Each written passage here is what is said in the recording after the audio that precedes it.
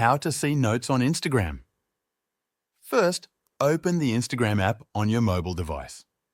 Make sure you're using the latest version of the app, as Instagram frequently updates its features. Once you are in the app, tap on the messages icon in the top right corner of the screen. This will open your direct messages. At the top of the chat list, you will see small profile pictures of people you follow. If any of them have left a note, you will see their text above their profile picture. Instagram notes are short messages that disappear after 24 hours. They can be up to 60 characters long and are visible only to mutual followers or close friends, depending on the sender's settings. If you see a note, you can tap on it to reply, and your response will be sent as a direct message. If you are unable to see notes, it could be due to a few reasons.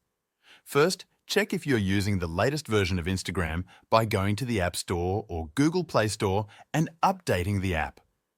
If you still don't see notes, it might be because none of the people you follow have posted one.